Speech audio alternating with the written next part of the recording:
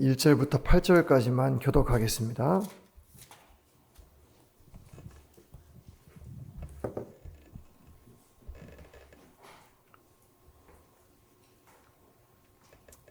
로마서 12장 1절에서 8절까지 말씀입니다.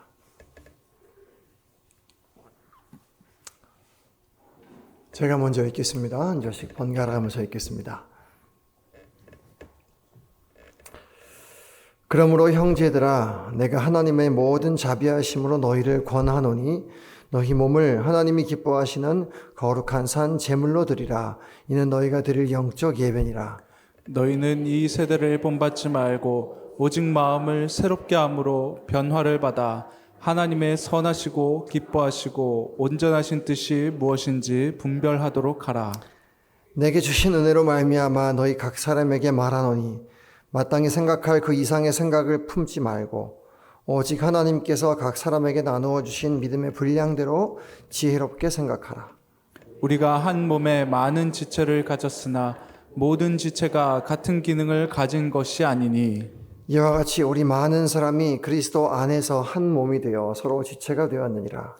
우리에게 주신 은혜대로 받은 은사가 각각 다르니 혹 예언이면 믿음의 분수대로, 혹 섬기는 일이면 섬기는 일로, 혹 가르치면 가르치는 일로, 혹 위로하는 자면 위로하는 일로, 구제하는 자는 성실함으로, 다스리는 자는 부지런함으로, 긍휼을 베푸는 자는 즐거움으로 할 것이라.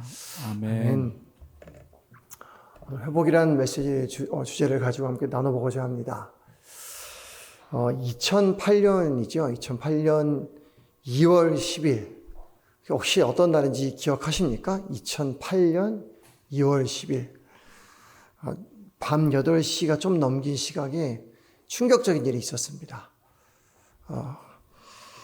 숭례문이 불탄 사건이죠. 기억하시죠? 목조 건물이다 보니까 순식간에 불이 번져서 결국 누각을 바치는 석축만 남긴 채 대한민국 1호 봉물이 불에 완전히 전소되었던 사건입니다. 너무 가슴 아픈 장면이 아닐 수 없죠. 우리 역사가 불타는 것 같고 우리의 뿌리가 없어지는 것 같은 느낌이 들기도 했습니다. 그때 뉴스 아나운서가 이런 멘트를 했었습니다. 저는 아직도 잊혀지질 않는데요.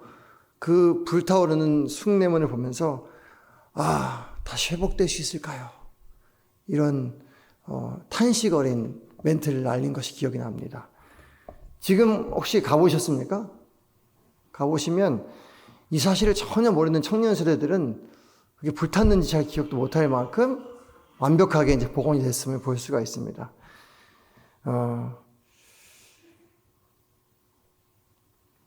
코로나19가 터진 지 지금 대략 한 2년 정도 지난 것 같습니다. 기억나시나요? 코로나를 이제 함께 저희 보냈었는데 그 기간이 한 3년 정도 됐었던 것 같습니다. 그때 다 이 예배당 폐쇄하고 거리두기 한다고 인원수 체크하고 20명 미만으로 들어야 된다고 막 생각해가지고 다 생각하고 여기는 이제 300석이니까 10%면 30명이니까 또 인원 받아가지고 하고 저쪽에는 900명이니까 90명 받아가지고 하고 이렇게 머리가 찢어질 듯 아팠던 그런 시간이 바로 엊그제 같은데 그때 많은 성도님들이 저한테 이렇게 물어보셨습니다. 우리 예배 다시 회복될까요? 근데 놀랍게도 지금 회복이 돼서 언제 그랬냐는 듯 이렇게 우리가 예배 드리고 있죠. 마스크 쓰고 예배 안 드리지 않습니까? 얼마나 감사한지. 오늘 6월 26일입니다. 어제 무슨 날인지 기억하십니까? 6.25였죠. 끔찍한 동족 산장의 비극이 일어났던 벌써 70년이 넘었던 시간들입니다. 많은 사람들이 죽고 우리나라 국토가 쑥대밭이 되었었죠. 세계 많은 국가들의 사람들이 저희 나라를 보면서 이렇게 얘기했습니다. 야, 저 나라 회복은 가능할까? 놀랍게도 지금 전쟁의 아픔을 극복했을 뿐만 아니라 선진국의 반열에 올라서 여러분 보다시피 너무나 풍요롭고 풍족한 사회를 누리고 있습니다. 삼시세끼 걱정하는 사람이 없고 지금 맘만 먹으면 무엇이든 먹을 수 있는 그런 나라가 됐죠. 근데 이런 고난과 아픔의 어려움을 겪고 회복한 사회라고 하기엔 여전히 한국 사회 안에서는 갈등과 반목이 반복되고 있는 듯합니다. 어려움을 이기고 극복했고 회복까지 이뤄냈는데 왜 이렇게 싸우지 못해 안달난 사회처럼 느껴질까? 이런 질문을 좀 던지게 되는 것이 오늘날의 세상인 것 같습니다. 6.25 때만 해도 하루빨리 전쟁 끝나면 유토피아가 올 줄 알았는데, 근데 전쟁이 끝나고 나서 지금은 서로가 이를 갈지 못해 분노하지 못해 사는 세상 같기도 합니다. 근데 정작 중요한 건 이 땅에 하나님의 평화와 사랑으로 회복해야 할 교회마저 그 역할을 제대로 다 하지 못한다는 생각을 지울 수가 없는 것이 또 현실이죠. 얼마 전 제가 아는 한 교회는 교인들끼리 싸움이 너무 커져가지고 법적으로 소송까지 가서 결국 교회가 양분되는 사건을 또 마주하고 말았습니다.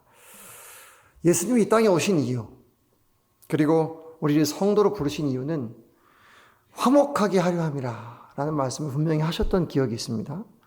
이 땅의 유일한 희망이라고 하는 교회가 이 지경까지 왔는데 과연 이제 몇 사람들은 이렇게 묻습니다. 교회가 회복될 수 있을까? 여러분 어떻게 생각하십니까? 이 땅의 교회가 소망이 있어 보이십니까? 우리 옆 사람에게 이렇게 한번 물어보시죠. 소망이 있습니까? 소망이 있습니다. 답을 하셨네요. 지금으로부터 약 2000년 전이죠. 예수님께서 이 땅에 오셨고 예수를 눈으로 보고 예수님의 음성을 직접 듣고 예수님의 죽음과 부활을 눈으로 목격했던 사람들이 모인 교회가 있었습니다. 그 교회는 얼마나 완벽했을까? 우리는 지금 눈으로 보지 않고 살기 때문에 그렇다 쳐도 예수님을 눈으로 목격한 사람들이 모인 공동체라면 얼마나 또 믿음이 강할까 싶습니다만 오늘 본문이 이제 로마 교회가 바로 그런 교회 중에 하나죠. 그런데 이 교회마저도 갈등과 반목이 반복해서 일어나고 있음을 우리가 알 수 있거든요. 아니 초대교회 때마저 갈등이 생긴다면 사람 사는 데야 다 똑같은 거 아니겠는가? 이런 질문을 이런 답을 나름 가질 수 있을 것입니다. 물론 그렇습니다. 우리 죄인이라서 죄인들이 두세 명만 모이면 기도하는 게 아니고 뒷담하는 것이 어쩔 수 없는 현실인가 싶기도 하고요. 또 우리 속에 있는 불만들, 또 불안함들, 미래를 알 수 없는 답답함들, 인간 세상 보면은 참 답이 안 나오는 것 같아가지고 더 갑갑한 그런 생각이 들기도 하는데, 그런 면에서 보면 숭례문을 방어한 사람이나 전쟁 일으킨 김일성이나 지금도 전쟁 일으키는 저 푸틴이나 어찌 보면 다 비슷한 결을 가진 사람들 같아요. 답을 알지 못하니까 어쨌든 발부둥 치는 것 아니겠습니까? 근데 그런 모든 이들을 위해 오신 교회는 그러면 어떻게 해야 될까? 교회마저 이러면 도대체 어떻게 할까요? 세상 사람들이 왜 교회를 향해서 욕을 할까 고민해 보면 같은 맥락인 것 같아요. 다른 데는 답을 몰라서 그런다 치더라도 교회는 그렇게 너희가 알고 있는 하나님과 예수란 답을 알고 있는 너희마저도 이렇게 산다면 과연 우리는 어디 가서 답을 찾을 것인가라는 나름의 영적 질문들이 세상 속에 있는 건 아닌가라는 생각이 좀 듭니다. 그 세상이 우리에 대해서 욕하는 건 사실은 우리 자체라기보단 너희 답을 안 대면서, 근데 답을 알면서 왜 그렇게 살아? 라는 어찌 보면 영적인 일침인 것 같기도 합니다. 이것이 오늘날 우리를 향한 또 비난의 소리인 것 같기도 하고요. 그런 면에서 이렇게 생각하면 좋을 것 같아요. 오늘날 우리를 향해서 사람들이 비난하는 그 소리, 그것들을 영혼의 울부짖음으로 들을 수 있는 복이 있길 축복드립니다. 우리가 그들의 소리를 영의 눈으로 볼 수 있는 귀가 있어야 되고요. 그들의 소리를 마음으로 들어서 그래, 저들은 답이 없구나. 난 답을 알고 있는데 그럼 어떻게 그들에게 답을 보여줄 것인가? 이것이 크리스찬의 모습인 것 같습니다. 자, 그렇다면 오늘 사도 바울은 초대교회 갈등을 하고 있는 이 현장 속에 어떤 메시지를 던지고 있는지를 한번 살펴보면 좋겠는데요. 오늘 로마 교회 안에 생긴 갈등이 오늘 본문 12장 6절에 나와 있습니다. 6절부터 8절까지 보면 이렇게 사도 바울이 가르치고 있거든요. 같이 한번 읽어보겠습니다. 시작. 우리에게 주신 은혜대로 받은 은사가 각각 다르니 혹 예언이면 믿음의 분수대로, 혹 섬기는 일이면 섬기는 일로, 혹 가르치는 자면 가르치는 일로, 혹 위로하는 자면 위로하는 일로, 구제하는 자는 성실함으로, 다스리는 자는 부지런함으로, 긍휼을 베푸는 자는 즐거움으로 할 것이니라. 자, 사도 바울이 이 얘기를 한 이유가 있습니다. 예수를 믿는 사람들이 모여 있는데 그 속에서 누가 더 좋은 은사를 가졌냐, 누가 더 낫냐, 누가 더 훌륭하냐, 말하자면 누가 더 복을 많이 받았냐를 가지고 경쟁이 일어나는 것처럼 보입니다. 그러니까 이것 가지고 갈등이 생긴 거예요. 그래서 누구 은사가 더 좋냐라는 문제가 생긴 거죠. 당시 로마 교회 안에 모인 사람들은 전쟁의 고통을 겪은 지 얼마 안 된 사람들입니다. 로마 제국하면 광대한 제국, 광활한 영토, 지중해를 낀 엄청난 번영을 이루었던 나라라고 우리가 쉽게 생각을 하지만 그 안에는 끊임없는 전쟁과 침략과 수탈과 죽음이 이어져 있었습니다. 그러니까 사실 겉과 속이 많이 달랐던 나라죠. 그 로마의 교회에 모인 사람들은 그런 아픔들을 겪은 지 얼마 안 된 사람들끼리 모여있는 곳이었어요. 6.25 이후에 있었던 우리 교회랑 비슷하다고 보시면 됩니다. 이 전쟁의 상처들로 가득 차 있었던 사람들이 모여있는 것이 로마 교회였습니다. 그런데 교회 안에 모인 사람들이 왜 전쟁에서 아픔을 겪고 나서도 왜 모여서 전쟁 같은 일들을 할 수밖에 없을까? 이런 질문이 한번 던져드리고 싶습니다. 전쟁의 아픔을 겪고 어찌 보면 화평과 화목을 꿈꿨던 사람들이 모인 교회인데 왜 그곳에서조차도 못 잡아먹어서 안달일까? 이게 오늘 영적인 아주 중요한 핵심적인 포인트입니다. 그것의 원인을 사도 바울은 이 12장 1절에 이렇게 지적하는 겁니다. 12장 1절 한번 읽어볼까요? 12장 1절 시작. 그러므로 형제들아 내가 하나님의 모든 자비하심으로 너희를 권하노니 너희 몸을 하나님이 기뻐하시는 거룩한 산 제물로 드리라. 이는 너희가 드릴 영적 예배니라. 이게 되게 중요한 실말입니다. 여러분 우리 입장을 바꿔놓고 한번 생각을 해보세요. 그럼 주일날 모이시는 분들은 6일 동안 치열하게 삶의 전쟁에서 살다가 오신 분들입니다. 그걸 다 모르는 바가 아니거든요. 저마다 다 삶을 살고 있는데도 그 이심전심이라고 그래 고생했다라고 한마디 던지면 좋을 텐데 이게 잘 안 돼요. 희한하게 주일날 모이면 왠지 거기서도 왠지 경쟁이 생기고 갈등이 생기고 꼴 사납고 눈꼴 신 일들이 있단 말이죠. 저마다 다 전쟁 같은 일상을 마치고 온 사람들인데도 왜 이럴까? 사도 바울은 이유를 12장 1절에 이렇게 얘기하는 겁니다. 예배로 지적하는 겁니다. 예배. 갑자기 무슨 소리냐? 이들이 다 하나님을 믿고 예수를 믿어서 교회 나와 있는 건데 갈등의 원인이 예배라니. 여러분 로마 교회 교인들은 지금 하나님을 예배하는 것을 오해하고 있는 중입니다. 조금 더 깊이 들어가 보겠습니다. 이 당시 로마 교회 안에는 유대교에서 기독교로 개종한 유대인들이 있었고요. 이방인이었다가 기독교로 유럽 사람들이 믿음을 갖게 된 이방인 기독교인들 두 종류가 있었습니다.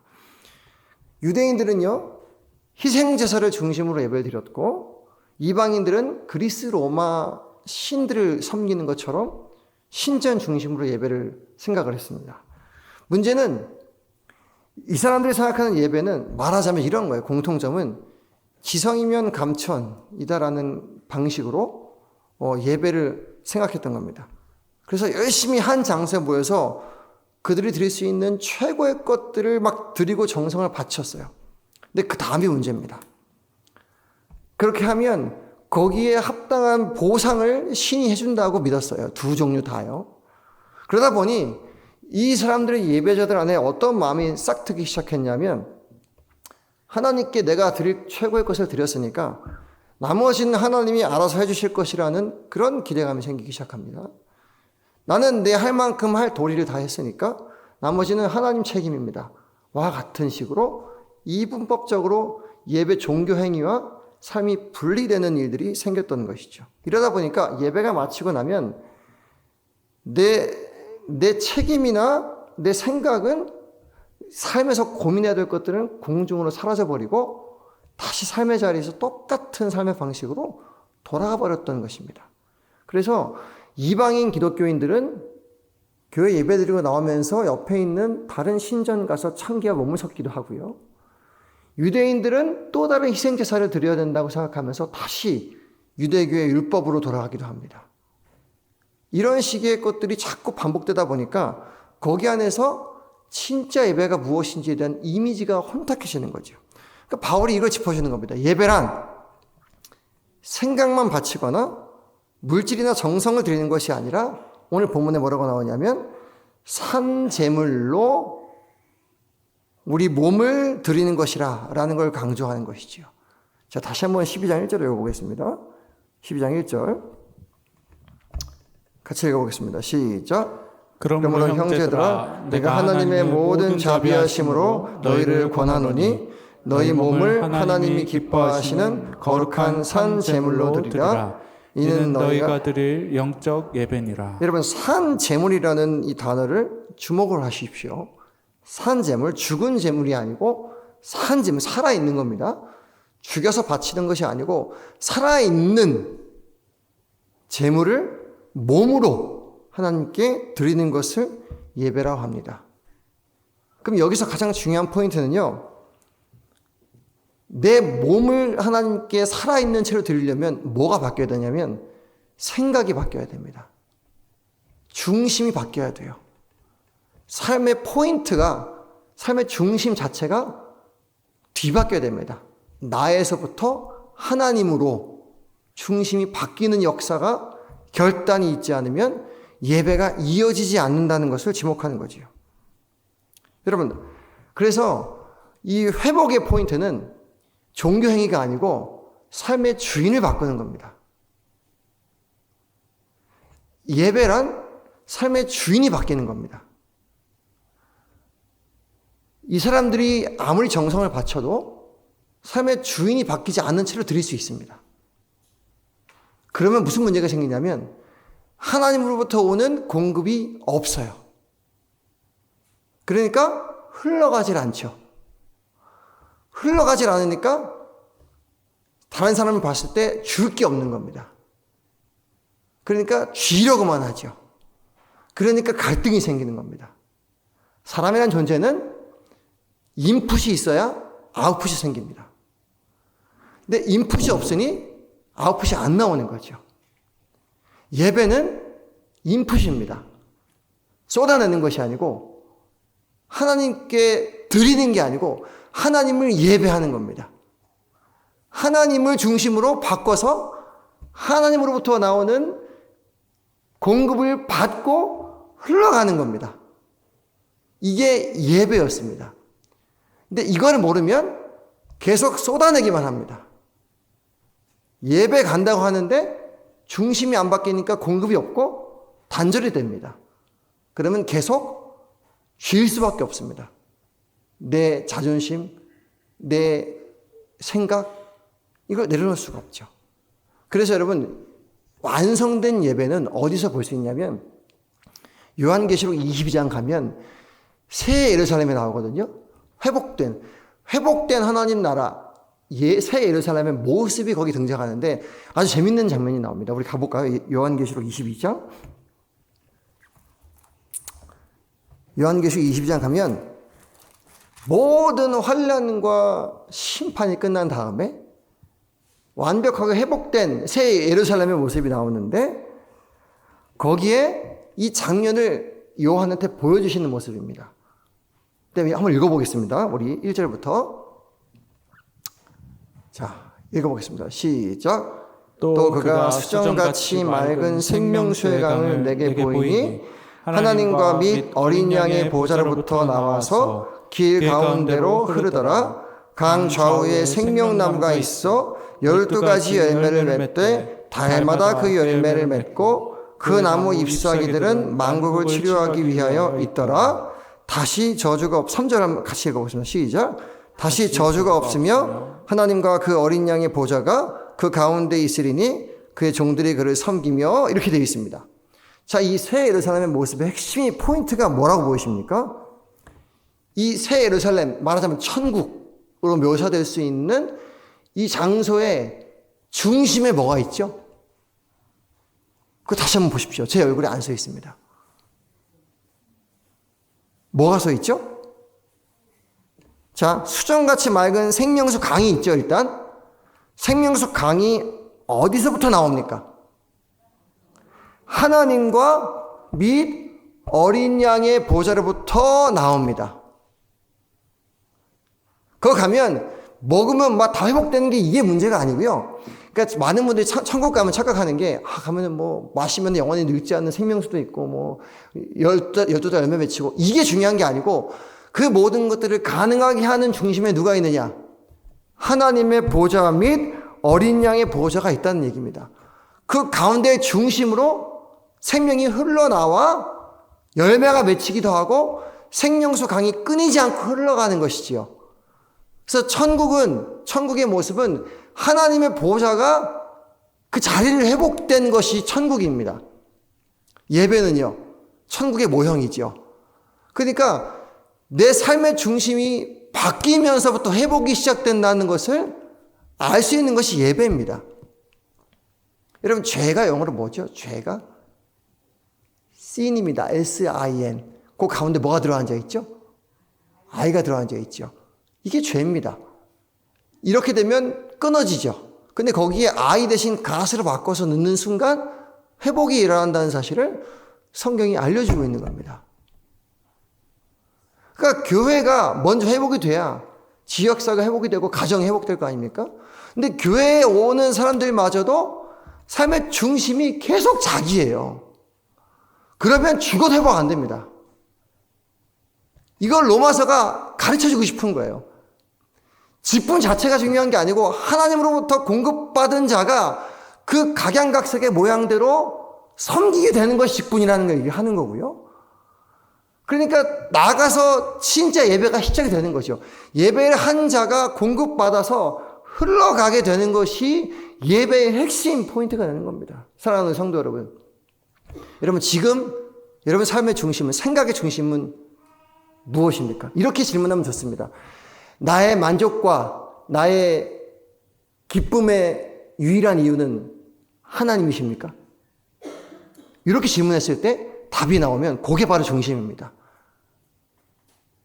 나의 유일한 공급, 나의 유일한 위로, 나의 유일한 만족은 오직 하나님과 그 어린 양으로부터 흘러나오는 구원의 손길, 십자가 복음 외에는 없다. 라고 고백이 안 나오면 지금 삶의 중심이 바뀌어 있다고 볼 수 있습니다. 그러면 아무리 예배하는 척해도 공급이 이루어지지 않아요. 이게 영적 원리입니다. 그러니까 로마 교회가 아무리 발버둥 치고 행사를 돌려도 이게 회복이 되지 않으면, 예배가 회복되지 않으면 아무 회복이 일어날 수 없는 이유가 여기 있는 겁니다. 우리는 어떻습니까? 사랑하는 성도 여러분. 우리 지금 한국교회 안에도 이런 산 예배, 중심이 하나님께 닿아 있는 예배, 나의 만족은 하나님으로부터 있기에 다른 그 어떤 것이 내 걸 쥐어간다 하더라도 주님으로 인해 만족합니다. 나는 하나님 한 분이면 충분합니다. 할렐루야. 이 고백의 말뿐이 아니라 실제 내 생각을 바꾸어서 내 감정을 막 쑥대밭을 만들어도 나는 오직 하나님만으로 공급 삼습니다라는 생각을 통하여 감정까지도 예배로 드릴 수 있는, 이게 산 예배입니다. 오늘날의 가장 위험한 건 그래서 감정을 예배하는 겁니다. 여러분, 감정과 생각은 다릅니다. 오늘날 네 감정이 좋아야지 그게 예배의 핵심이지. 그렇지 않습니다, 여러분. 감정은 우리의 생각으로 바뀔 수 있습니다. 감정 따라 내가 지금 기분이 안 좋아. 그렇게 되는 것은 예배 중심 자체가 나입니다. 그럴 때 다시 한번 우리 말씀을 따라 내 생각을 바꿔 내 감정을 주장하는 겁니다. 여러분, 생각 다음 감정이 있고 감정 다음 행동이 있는 겁니다. 우린 지금 맨 앞에 감정이 나와 있죠. 감정 따라 생각이 끌려가지고 그 끌려간 생각 때문에 행동이 바뀝니다. 요거를 뒤집지 않으면 우린 계속 감정의 우상 따라갑니다. 여러분, 이 감정의 자리에 말씀, 생각, 말씀을 바꿔서 말씀을 생각에 채우고 생각을 바꿔서 감정을 주장하여서 그렇게 행동을 변화시키는 것이 이게 산 예배입니다. 한번 따라해 보실까요? 생각을 바꾸면 감정이 바뀌고, 감정을 바꾸면 행동이 따라온다. 여러분, 이 원리를 기억해 주시기 바랍니다. 사도 바울이 가르쳐 주고 싶은 거예요. 사랑하는 우리 성도 여러분, 우리는 죽은 예배를 드리는 자들이 아닙니다. 까짓것 몇 개 재물 바치고 헌금 바치고 시간 드리고 그런 거 원하시는 거 아닙니다. 나를 드리는 겁니다. 내 생각을 드리는 겁니다. 그래서 내 생각을 주님께 초점 맞춰서 바꿨을 때 주님이 나를 사용하실 겁니다. 그리고 나로부터 회복이 시작될 것입니다. 한 장로님이 옷도 잘 차려입고 머리 붓도 쫙 바르고 예배당에 좋은 차 타고 들어와요. 경건하게 하나님께 시간과 물질을 다 바쳤습니다. 그리고 나오는데 뭔가 거슬리는 거예요. 이 사람 팍 쓰면서 막 지적질하기 시작하죠. 여기에 뭐가 먼저가 됐습니까? 감정이 먼저가 됐죠. 만약 여기서 방금 듣고 나온 말씀 따라 주님의 말씀을 채웠다면 감정을 뛰어넘는 순종이 나올 수 있습니다. 그렇죠? 그럼 지적질이 아니고 수고한다 말 한마디를 내뱉을 수 있겠죠. 그러니까 교회 안에서 요 디테일한 자기의 감정까지도 주님께 드릴 수 있는 이게 연습이 전혀 안 돼요. 그러니까 세상 당하면 더 하죠. 생각이 막 따라가는데요. 감정 따라서. 사랑하는 우리 예배자 여러분, 다시 한번 말씀드립니다. 시간 드리고 정성 드리는 거 물론 잘하시는 겁니다만 아무 생각 없이 그저 그런 게 드리면 세상이 바뀌지 않습니다. 회복이 일어나지 않습니다. 내 생각과 다른 현실이 만나더라도 그 속에서 내 생각을 주님께 드려 말씀 따라 결단으로 예배로 예배하기로 다짐한다면 하나님이 나를 통해 회복의 이 마중물을 흘려보내실 것이라 확신합니다. 하나님이 생명수를 흘려보내시되 나 빼고 흘려보내지 않으십니다. 나를 통하여 흘러가게 하실 겁니다. 내가 계속 감정에 휘말리면 나를 통해 지옥이 흘러갑니다. 이 원리가 꼭 기억해 주셔야 할 오늘의 포인트입니다. 물론 쉽지 않습니다. 여러분, 저도 쉽지 않아요. 말씀을 전한 저도 늘 생각에 자꾸 다른 걸 채워넣는 바람에 그래서 하나님이 이 성경을 주신 겁니다. 이 성경은 신주단처럼 모시라고 준 게 아니고 펴서 읽으라는 얘기입니다. 왜요? 생각을 바꾸라고. 그렇죠? 이거는 생각 바꾸기 용도입니다. 천국 가면 이게 필요 있을까요? 여러분 여쭤볼게요. 천국 가면 성경이 필요 있을까요? 없을까요? 없겠죠. 왜? 하나님이 직접 말씀하시니까. 그러니까 우리 생각을 바꿀 수 있는 여지가 얼마든지 있는 거예요. 지금 우리에게 주신 이 성경을 생각을 바꾸지 않고 신주단처럼 모시면 이건 아무 의미가 없는 겁니다. 여러분 말씀을 읽으십니까? 생명이 흘러가길 바라십니까? 그럼 생각을 바꾸셔야 됩니다. 어떻게 바꾸시겠습니까? 말씀을 읽으셔야죠. 정말 그렇습니다. 이것밖에 없습니다. 이거 하나고 이렇게 얘기하는 사람이 있어요. 옛날에 어떤 그 선교 하나라고 유럽에서 잘 사는 사람들이 아프리카에 선교로 간 거예요. 근데 누가 먼저 선교했나 봐요. 그 원주민이 식이인종 같이 생겼는데 이게 성경책을 막 읽고 있더래요. 그래가지고 또 고상한 척 하려고 유럽에서 온 선교사가 아니 지금 어느 시대인데 이렇게 성경책을 아직도 읽고 있습니까? 이렇게 얘기했더니 식인종이 하는 말이 뭔지 아십니까? 식인종 이렇게 읽고 있다가 딱 덮으면서 당신은 이 책 아니었으면 벌써 내 뱃속에 있을 것이요. 이렇게 얘기해요. 그러니까 이게 지금 우리 형편이라니까요. 하나님의 회복을 경험하기 원하시면 말씀을 읽고 생각을 바꾸시는 연습이 필요합니다. 여러분 죄송하지만 한국 교회는 이게 이제 너무 멀리 떨어져 있어요. 성경 공부를 개최를 해도 지원하시는 분들은 손에 꼽습니다. 물론 시간이 없고 바쁘시겠죠. 그러면 사실 목회자들 제일 바쁘게 만들어야 될 건 읽다가 이거 도대체 무슨 뜻이에요? 사실 이게 목사들이 꿈꾸는 목회입니다. 알고 계셨나요? 목사는 그러라고 세우는 사람들이거든요. 저에게 목사님들 많잖아요. 실력 다 좋으세요. 엄청 좋으세요. 하브루트 한번 해보시면 와 이렇게 해석해 준다고? 해보셨죠? 제 생각만 아니죠? 우리 목사님 실력 되게 좋아요. 근데 누리지를 않으시니까. 근데 원래 그게 바빠야 하루가 멀다 하고 전화해가지고 목사님 신약 몇 장 몇 절에 이거 뭔 뜻이에요? 그러면 권사님 한번 오시지요. 그래서 딱 설명해 드리면은 누이 좋고 매부 좋고 보람 있고 목에 할만 나고 이렇게 해야 되는데 이게 목사가 할 일이 없으니까 자꾸 이상한 생각만 하는 거예요. 막 내가 지금 여기 왜 있어야 되나 막 이런 생각부터 시작해가지고 내가 무슨 행사 뺑뺑이 돌리는 기획자인가 이렇게 생각하기가 막 그렇거든요. 목사는 공연 기획자 아니잖아요. 그쵸? 근데 나중에는 공연 기획 취직해야 될 것 같아요. 행사 딱 해가지고 오프닝 딱 해가지고 딱 영상 만들고 착착착착. 근데 목사 사실 그거 하는 사람이 아니에요. 이거 알려주라고 옆에 있는 사람이거든요. 부디 목사를 못살게 구시는 복된 성도 되시길 부탁드립니다. 우리 한번 이렇게 옆사람 이렇게 인사하시죠. 목사님들이 못살게 굽시다. 하루가 멀다 하고 전화해서 성경 물어봅시다. 정말 그러면 목사님이 싫어하지 않아요. 목사님 바쁘신데 죄송해요. 이러면 하실 필요가 없습니다. 그걸로 바빠야 돼요, 사실은. 목사님 바쁘신데 이런 것까지 물어봐야 돼요? 네. 그런 거 물어보셔야 됩니다. 그래서 행사 준비할 틈이 없게 만들어 주셔야 돼요.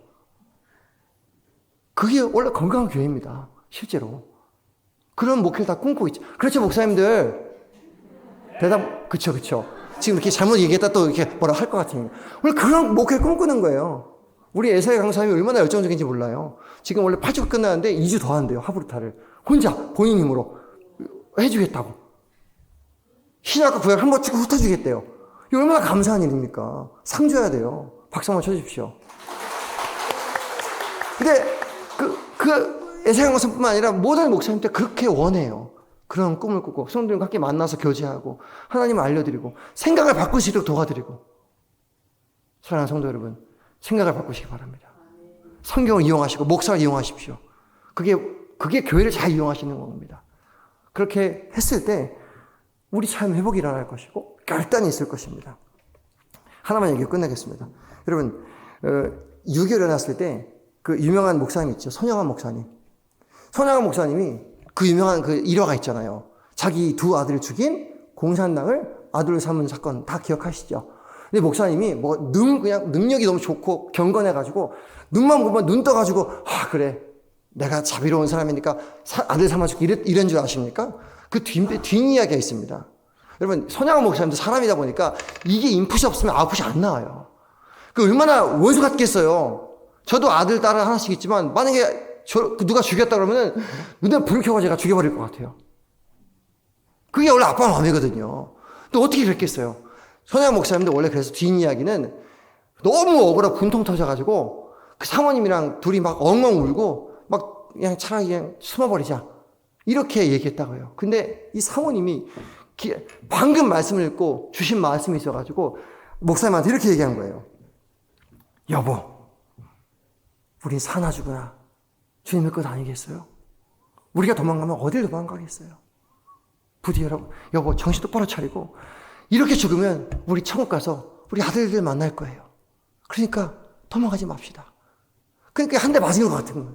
그러니까 손양원 목사님이 그 얘기 듣고서 다시 회개하고 하나님 말씀 다시 채워서 그래서 그 공산당에 가서 손을 내밀고 용서하고 아들 삼았던 거죠.